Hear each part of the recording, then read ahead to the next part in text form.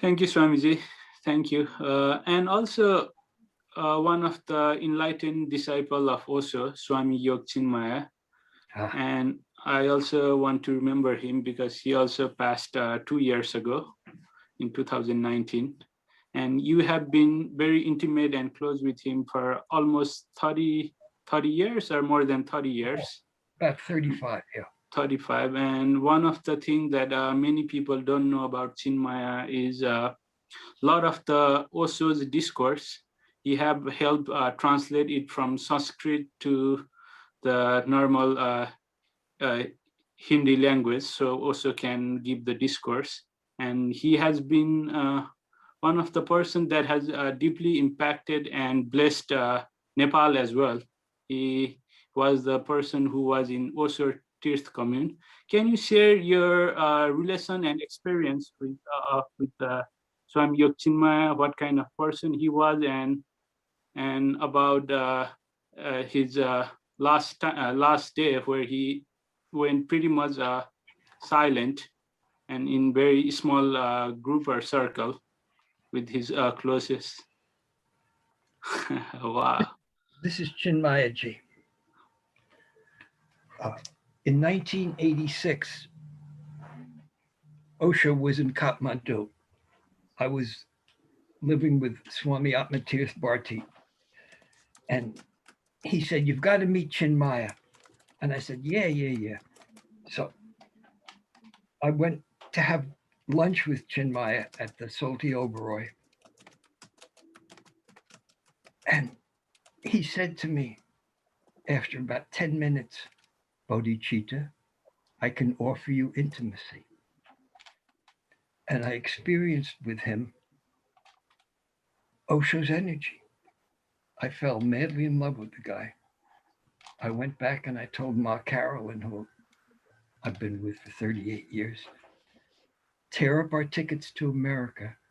We're staying in Nepal and we're going to live with Chinmaya. So I would be with him as often as I could. I had to spend a certain amount of time in Kathmandu, but mostly I was in the commune with him in Pokhara. He asked 10,000 of the 30,000 questions that were asked of Osho. Osho would say, "Chinmaya, we need 10 questions on Patanjali tonight," stuff like that. When probably he got enlightened in the 78, 79. When Osho came to America, Chinmaya said to him, "Where should I go?" And Osho said to Chinmaya, "Go home." And Chinmaya said, "Where is my home?" And Osho laughed, said, "You'll find one." Chinmaya then traveled around India meeting different sannyasins. About a half dozen or 10 people collected around him. And they ended up at Osho Tirth in Pokhara. Most of the people who've been with him have stayed between 30 and 40 years.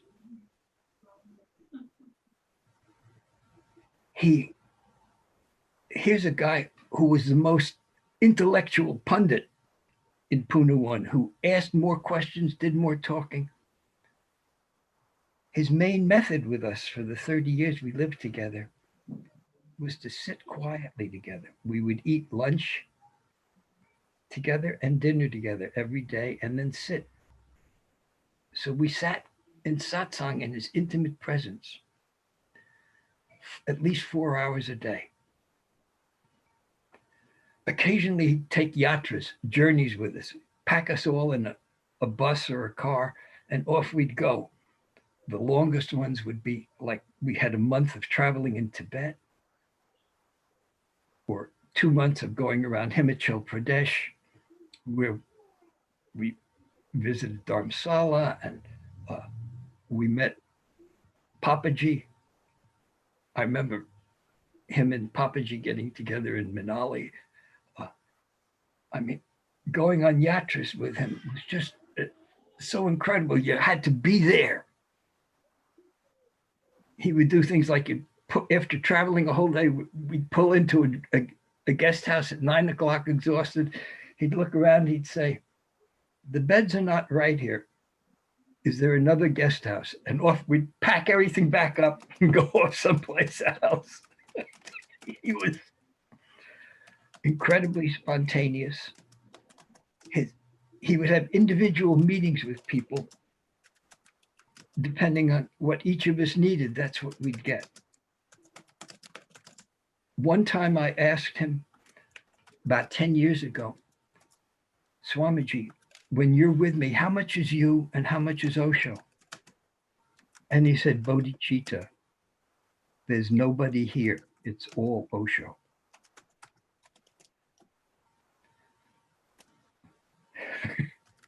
And I felt that and trusted.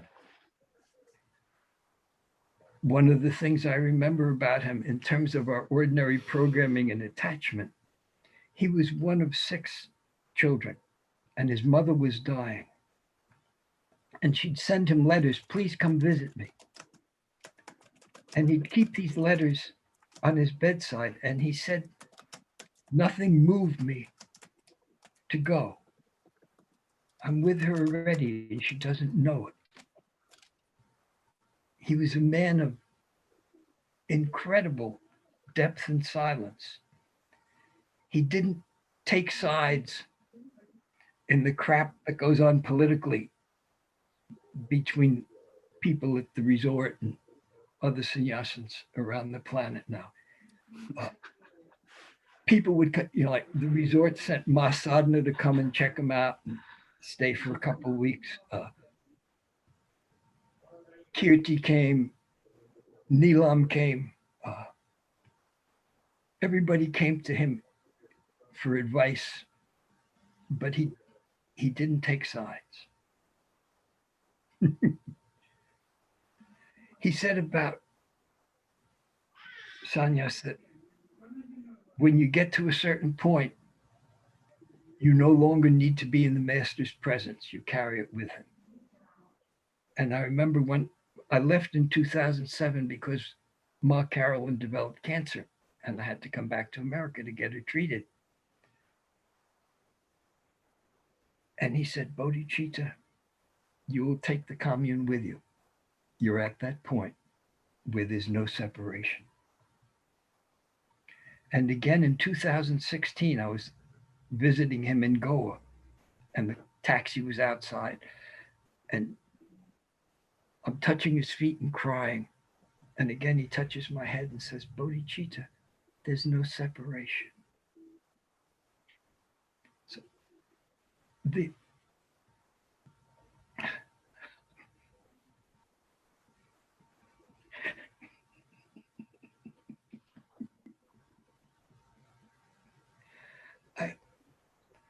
all I wanted was to be with him forever. And since he's left the body, it's like, I don't know what the words are. It's nothing I'm doing, but it's like more and more I feel like I'm embodying him and Osho, that it's happening in this and the old thoughts are going. People, I have maybe 10 sannyasins I hang out with who come to Osho through my influence down here in Southwest Florida. And they tell me how much changes they experience in me.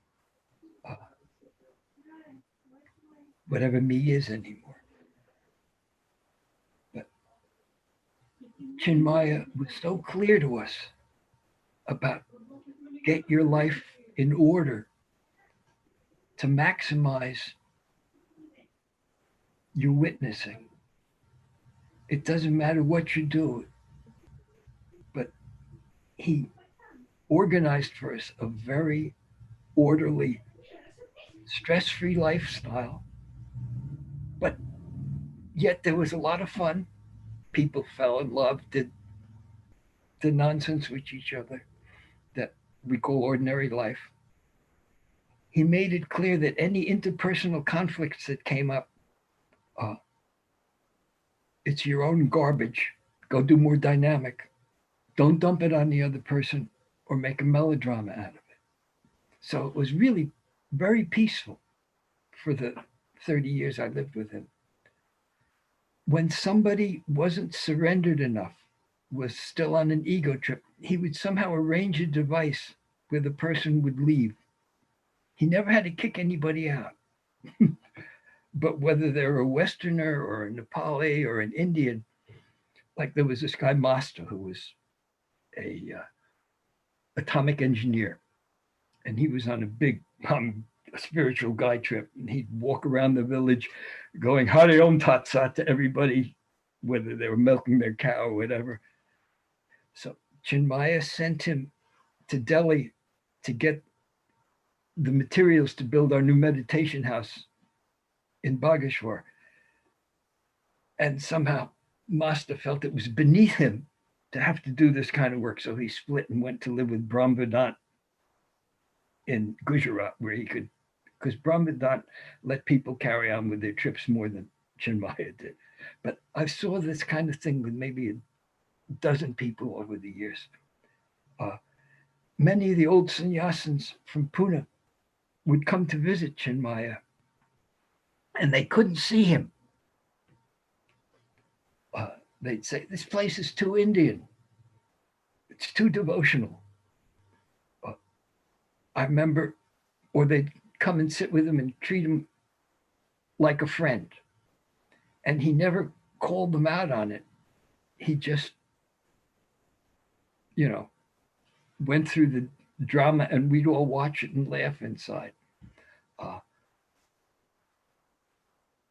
It was like he made it all a performance for our development. Did you ever hear Reshamwala Baba? He was also known as Sufi Baba. He was a fifth body enlightened guy from Hyderabad who had quite a following for a while amongst Delhi sannyasins. And he came to visit. And I remember when he left, Chinmaya said about him, those mysterious, mischievous men of the fifth. And he said, don't get too involved with this guy because his methods are too old-fashioned. They don't fit Osho's people. And he had somewhat similar comments about Chaitanya Bharti, who has his own little ashram down in South India now. And it's like he showed us the pitfalls all along the way. At a certain point, about 10 years ago, he was very hard on me about be careful of the powers that come with the fourth body. The psychic powers can hook you for years. And he would talk sometimes about guys like Samendra or Tirtha who had all these psychic powers, and they went off on an ego trip to be a pseudo guru rather than continue on the mystery of dissolution. So there was a purity and a clarity about being with Chinmaya. It wasn't what he said, it was how he was with us. I could feel his presence when he was gone. I could feel him 5 miles away coming back.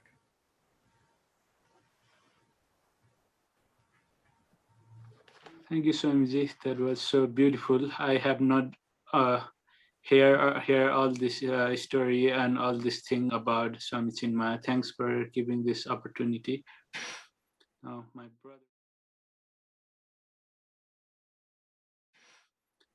brother will ask you a question. Okay. Yeah, Swamiji, going back to your article in Osho News about Swami Yoga Chinmaya, you have said that after Osho left his body, Chinmaya proposed to start Osho Neo Yoga Institute in Pune. His plan was to move people from the fourth body to the fifth body. His conditions were that he will choose who was acceptable to the program and that half the people should be on scholarship because most of the Indians and the poor could not afford resort prices. The inner circle rejected his request, and Swami Chinmaya told you, they do not understand me here. After that, with Swami Krishna Saraswati, he asked you and Carolyn, your partner, to move to the Himalayas with them. And it was an instant yes for you. Can you just share some experience about this moment?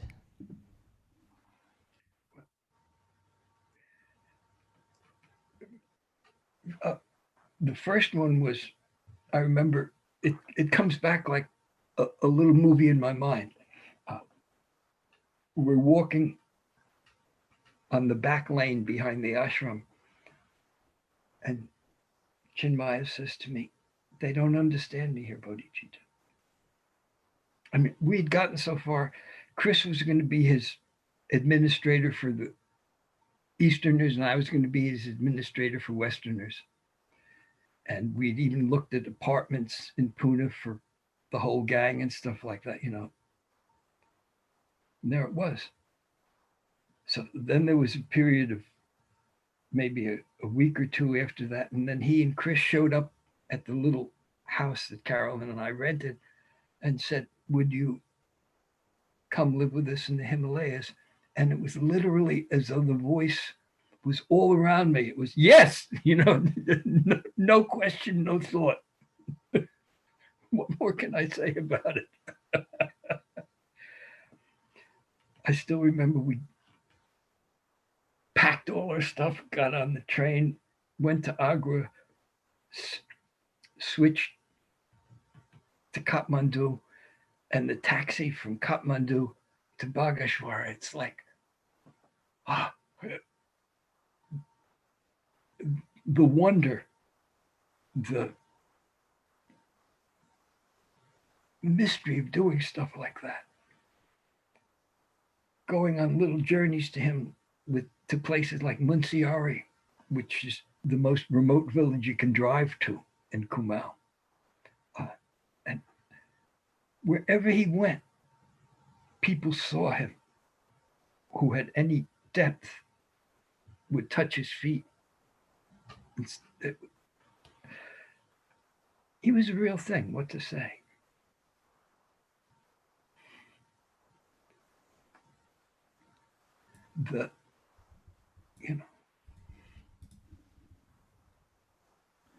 For each of us to trust our heart or whatever you call your deepest intuition and not pay attention to what's practical or ambitious or whatever. At least that's how the 45 years of Sanyas have been with me.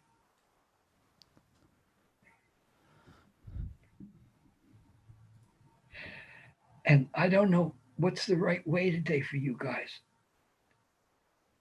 It's like the old Sanyas was an artificial bubble.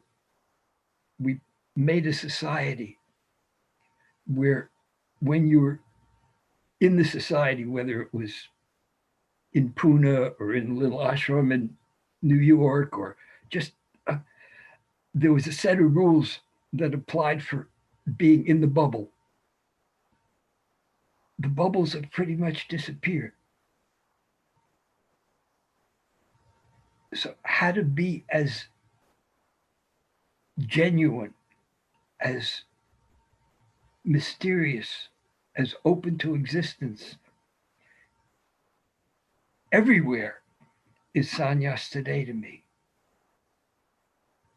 The rules have fractured. And what I see with the young sannyasins I deal with here, it's how to transform themselves and the world around them. It's not just how to build a religion on some old model. I see several of the older sannyasins still lost in memories, still trying to live it the way it was, rather than how do I manifest this right now? How do I be with Osho at my job, in my family, stuff like that?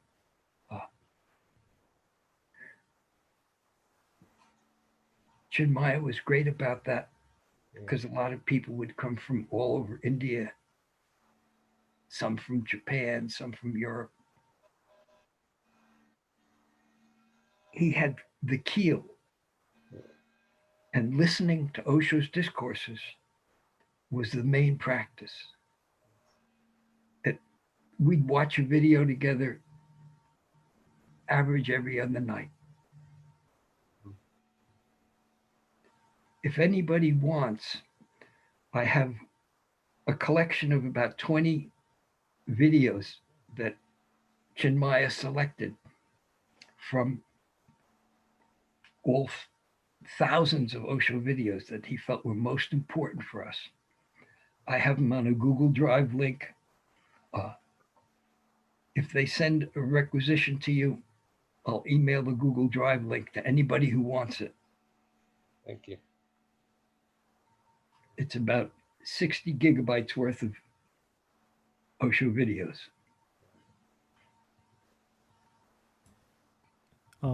I have no more other questions from my side. Thank you, Swami Bodhicitta, for letting us experience Swami Yoga Chinmaya's energy as well. This is, and I guess the three most important things I remember that I would like to share with people. When I asked Osho in Bombay in '86, if you die or I die, what happens? How can I stay in touch with you? And he gave me a fairly long answer, but the essence of it was, go deeper in your love and trust, Bodhicitta, and I can be with you any place in the universe at any time. Time doesn't matter, space doesn't matter. He's with us if we're open enough. Second, I'm standing on a mountaintop in the Himalayas with Chinmaya. It's dusk. We're in a place called Vrijageshwar, one of the most ancient tirths around Almora, where Osho was supposedly a priest 2 incarnations ago. And I said, Swamiji, if I die, what's my connection to the Guru in the next life? How will I know it? And he said, the disciple is guided by the master for as many lives as it takes once you get to a certain depth. That was immensely reassuring to me, that he's there for us forever. Just keep on. And the third thing that I want to share with everyone is Chinmaya saying to me on a rooftop in Munsiari in Kumail, Osho is as available today as both an energy and a moment-to-moment guiding intelligence as he was when he was in the body. So again, they're whoever they or whatever it is, or whoever Osho is, he's there all the time. Don't worry about him. Just keep on opening up your own heart into the mystery.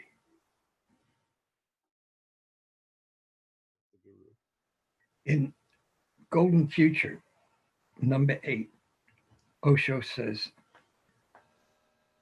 you start the next life where you ended this life in terms of how evolved your consciousness is. You don't take anything else with you except how far you got. Chinmaya, I'm going to say something now that I'm surprised I'm saying, because Chinmaya said, the gurus don't say this in public because it discourages people. It takes an average of 200 consecutive human births Oh, yeah. before you realize there's got to be some way out of here. This is a trick. Yeah. He says, then it takes an average of 8 births as a meditator to get enlightened. And if you have the potential for being a master, the master will often delay you a few more lives in order to learn more about suffering so you can be useful to other people.